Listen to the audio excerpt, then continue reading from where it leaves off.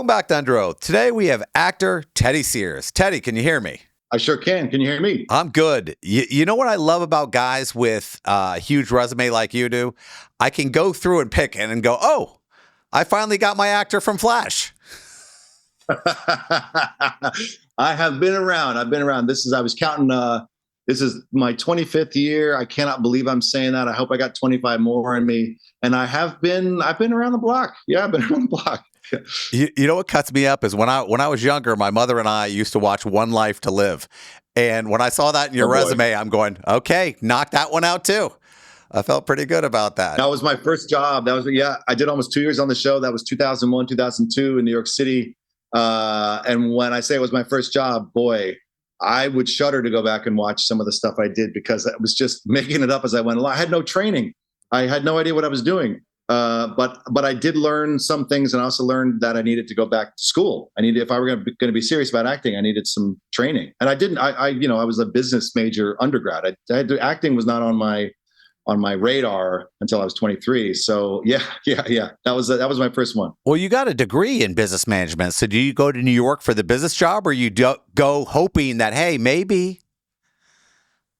Yeah, no. In fact, I went hoping to be like a catalog model. Like I didn't know what I was doing, but I did know that I wanted to do something a little different. I loved business. I was really interested in that field. And listen, as an actor now, like I run my own business. It's me. And so there's income and expenses and all that stuff. So all that training helped.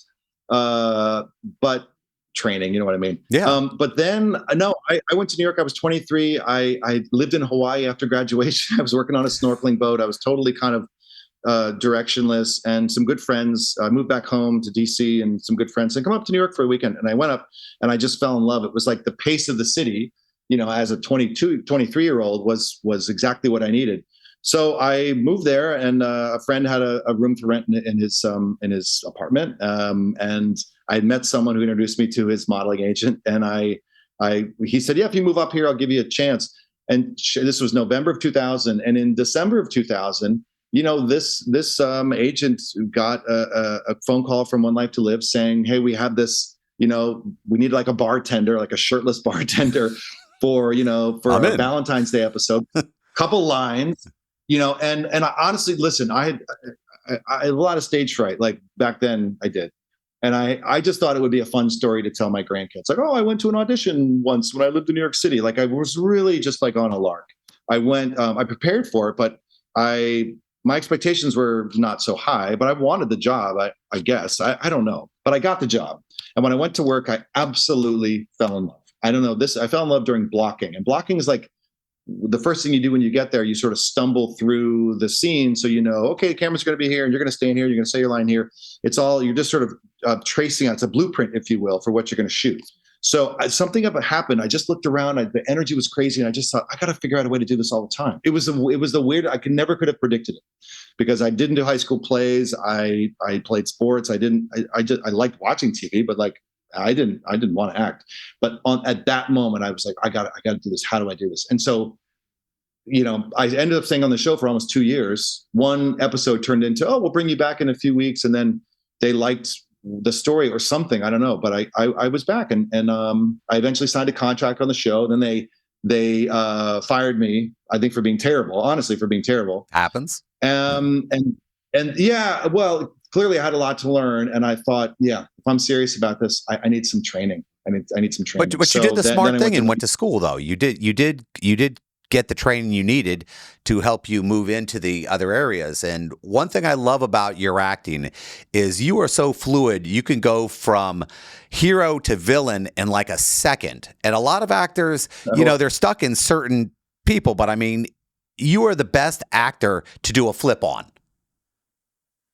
That was what I think you're specifically talking about Flash season 2, which was 10 years ago, 2015. And yeah, the first half of the season, I was playing this, this sort of aw shucks, square jawed, hero who was helping them, battle the bad guy of the week. And then, oops, I'm just kidding. I'm actually the bad guy dressed as the good guy. And now you're all, screwed. I'm going to destroy you.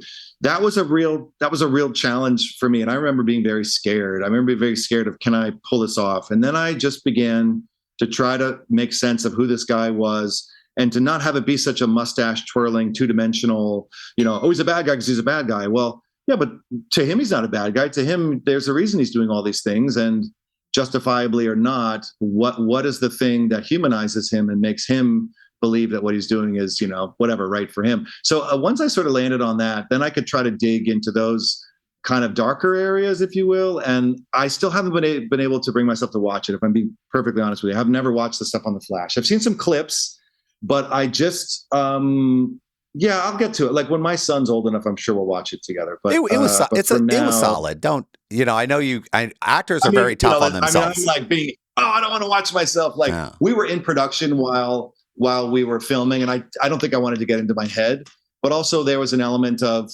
I don't know if I'm pulling this off, and I'm afraid to see myself be bad, if I'm being totally honest. So it's something I wouldn't worry about now, but as a younger version of myself, I was very aware of how that could trip me up. So I just didn't do it. Now, if you've done some of the hardest things, going from law to medicine, I mean, there's a lot of jargon in there that you're going, okay, how do I nail this? How do I, people don't realize you played a public defender, and now you're playing a doctor on Brilliant Minds. I mean, how tough is it when you see some of the stuff, you go, there's no way I'm going to be able to say this? Well, that thought's never come to my head, because there's simply no way around the script, right? Like the words for the words, you got it. This is actor 101 dork nerdiness, but like we're there to serve the text. What does that mean? Well, we have to say the lines. We have to say the lines as if we've said them, especially as a lawyer or a doctor, a million times before. So it has to sound natural, and it has to sound believable. And so my job is to pace around my apartment and say the stuff so many times that it sounds like it's just rolling off the tongue, right? So, but you're right. It's a whole new language for law. It's a whole new language for medicine.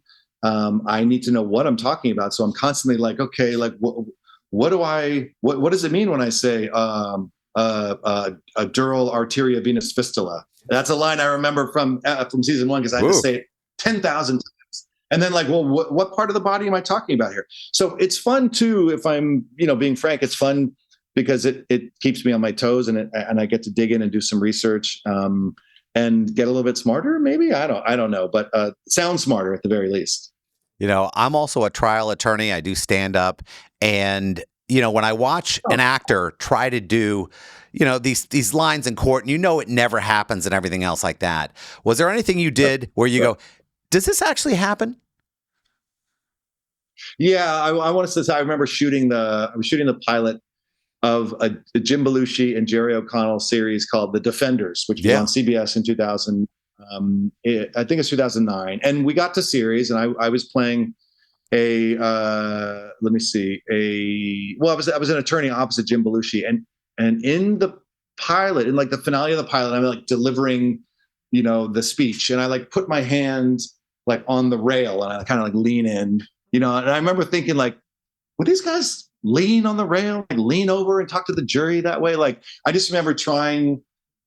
Someone said this to me once, and I don't know if it's true or not, but like all actors want to be lawyers and all lawyers want to be actors. Not that you want to be an actor, but like when you're in court and you're presenting, or like, I don't know, you can speak to this. Is there an element of performance is the wrong word, but is there an element of it's a performance. Don't get yourself wrong. It is absolutely It is absolutely a performance, because you're trying to convince 6 people. I mean, I just tried a case a couple weeks ago, and I'm in front of 6 people in Tennessee, and I don't have anything in common with them. I'm trying to find a bond with them, because if they like you, there's a good chance that they're going to go the way you want to go. So it's an absolute performance. So yeah, there's, how you sell it is how you sell it.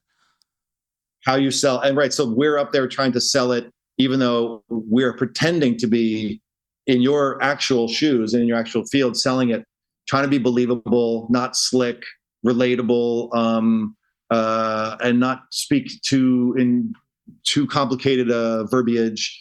But ultimately that is not up to me. It's however it's scripted, but to try to sort of elevate, if you will, the words that are on the page and humanize it, and like fill it in 3-dimension, where like, okay, I'm not just up there, regurgitating the lines I've learned. Like I have to try to embody this in a way that the audience can see that I'm passionate, or that believe that what I'm saying is sincere. And so those are the sort of tricks tricks is the wrong word. That's the tricky part about once you put it on its feet.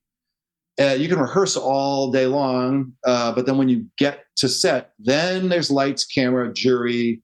There's blocking. Am I crossing on this word? Am I crossing on this line? And when am I rising? And these are the really fun things to think about, and then bring to work. And then, of course, now you're in collaboration mode, and the director might have a different idea, or the other attorney, the actors playing attorneys, might have a different idea. And it's the same on Brilliant Minds. It's the same with the medicine we're doing. Like, I can come in, like, I think I'm crossing on this line. I think this whole thing is on the move. I think I need to stay seated. Is my lab coat on, my lab coat off? Like, what am I presenting myself to be, sort of, is this a formal presentation to a patient? Is this a loose presentation to a colleague? These are the really fun things that actors get to come up with. It's like come to set with your lines learned and a head full of ideas type of thing. And then let's just see where it nets out when we shoot it. You had mentioned earlier that, you're training on One Life to Live, where you learn blocking, you learn where cameras are. And that is the hard thing when you're talking about, because you just mentioned about being a doctor on Brilliant Minds. And I was thinking to myself, you're trying to empathize with the patient and showing that empathy, reading the lines, empathy, but you're also aware of where you're standing and where the camera's showing. I mean, there's so many elements in there that you have to pay attention to, but ignore at the same time. And I can't even imagine that. Yeah. Yes. Yeah. And, in another area you find that very commonly is in any kind of intimate scene, where not only do you have to, be intimate with your scene partner, kiss or hug or something, you need to be aware of the technicals around that. Well, when I go in for the kiss, am I going to be blocking his or her light? When I hug, are the microphones going to be, because there's a mic on us, and there's a boom mic, but like they have a lavalier mic on. Am I going to be squishing the mic? Is this bad for sound? There's all these different things to bear in mind, and also still move through the scene seamlessly in a way where that sort of thing, while it's there, can't appear to be there. So these are the things that I think I've benefited from just the many years of doing it, that some of that stuff can fade into the background faster than others. But I also love to work with the camera department and sound department, because, how can I always ask the camera guys, like, how can I make your job easier? Should I, and this happens too. They'll say, okay, well, when you get here and you deliver your line, then lean on your right hip when you say it, because we need you to dip your shoulder, because we got to get the camera over your shoulder, because we're shooting the person. So there's technicals on technicals on technicals. But that's weirdly the thing that I really enjoy, because I enjoy that it's a bit of a plate spinning act, if you will. It's a bit of a high wire act, whatever cliche you want to use. Because I don't know, there's a certain sense of accomplishment. Like, man, I don't know how I just pulled that off, but I just pulled that off. And there's a big sense of pride that we all have, I think, by doing all of that and more. And then, God, I shot a scene the other day where, I needed to really be emotional, and I was emotional when the camera was on the other actor, but now it's my close-up, and I'm like, oh man, can I do this? Like, now it's like, listen, I'm not the kind of actor who can just, I just can't. I got to get there, man. But it's like, well, this is the moment. It has to be. It has to be here, because we've done all the other shots. This is the last shot of the scene. Like, there's no, So some of that stuff can be pretty high pressure, just landing and sticking it, like, when it counts. It's tricky, man. It's tricky. I can't even imagine it. My daughter, for example, is in her second year at University of Florida in a theater program there, and she talks to me about having to cry on cue. And she goes, you could do it, because I can do it. But I said, what's your cheat code? Yeah. Well, now that I have small children, it's easier, because I'm a softer human being, and there's more at play in my inner life. And, I know, like, as a guy, I absorbed at some point early in my life, like, don't cry. You can't cry. Like, you gotta be tough, or whatever it was. And it's, I don't know, for all the various reasons, was like a harder hurdle for me to get over. But I'm almost 50. I have kids. Like, it's easier. It's like someone saying, okay, now you got to do it. It's like, well, hold on. I don't know if I'm, but again, we don't have the choice. Like with the lines, I got to learn the lines. I don't have a choice. It's the same with, this scene requires this, so I have to do it. I will say too, that sometimes some of that can be a bit overdone in television. Like, oh, this is the moment when the person cries. So if it's sometimes I'll just cross it out in the script. It says, oh, it breaks down. Like, well, maybe not. I don't know what's going to happen when I shoot it. I might break down, or it might not call for it when we're there and doing it. It is a good thing to know how to do, but it can't be a parlor trick. That's sort of, I think, what I'm driving at. Like, it can't be, it's got to be authentic to what's happening in the moment. Otherwise, it might not seem something like, the whole point is we're watching this person go through this anguishing moment. I think they need to actually be experiencing the anguish for the viewer to feel it too, which is kind of the whole point of, like, we're taking the viewer on a ride here. And so as long as it's not like a parlor trick, then I think it's all good. I might have been no. I absolutely get it. And these are tough questions, because I think about, in my mind, as a lawyer, it's like a deposition to me when we do these, and I'm asking these questions, and sometimes I go, can I go too far? Can I not go too far? And I've watched your show, and I guess some of the questions I wonder is, there's a kiss scene in Brilliant Minds. I'm not going to say with who, but when you read that script and you're going, okay, how do I mean, you're an actor, of course it's acting, but when you say in your head, okay, this is somebody else, this isn't me, I'm this character, I'm this feeling. And when you read that, you're going, okay, how do I make that as true as possible? How do I make that as honest as possible? Yeah, exactly right. Yeah, exactly right. That's exactly right. I've been married for 12 years. It's the same all the way around. I need to put myself in the shoes of this character. What is motivating this? Or in the instance of what you're referring to, I believe the first time is I'm receiving it. So what's going through my mind when I do it, and so it's all those things. It's all those things about remembering the moment before, and that was episode 7. So what did the previous 6, episodes sort of build to? And then it really is as technical as it sounds. It's making sure that it's happening on the mark, that the heads are positioned in just a way that the camera can catch, and over the shoulder. If it's a 50-50 is what they call when you see two people standing like this and you're seeing them from the side. So if it's a 50-50, it's different. But even that, it's like, well, whose head's going on what side? So all those things play into it. And then forgetting, any and all personal feelings, because the person that's up there acting that's the person who's being asked to embody the moment. And so, all those things all those things play into it. And sometimes you're doing these scenes you can tell your daughter this, I did this yesterday. Because of the way the cameras are positioned, I can't actually see the person I'm acting opposite. So I'm acting opposite a green X. Yeah. They put a green X right here, and that's standing in for the person's eye, because they're otherwise buried. I can't see them. And it needs to be so tight to the matte box, to the lens, that I'm not looking down the lens, but I'm looking just off to the side, but we can't see the person. So let's put an X there. So the number of times I've had to act to an X is numerous, especially if it's a close-up. So I have to pretend that there's an actual person I'm talking to, and that is the times when it gets a little crazy. And then you're like, so when I watch good performances now, and I see certain angles, I'm like, that person, I can guarantee you, is doing that at 3 a.m. to a pink X on a wall. Like, so it's like, and then I'm like, well, I'm blown away that you were able to bring that to that work. So it makes great acting soar, and it makes, like mediocre acting kind of flop. But I've got about a minute left. I see things. Yeah, I've got about a minute left, and I want to ask this question. You've taken many roles over the last couple of years. Do you ever discuss them with your wife and go, hey, I want to discuss doing this. What do you think? She's an actor, so we discuss everything because she geeks out on it the same way I do.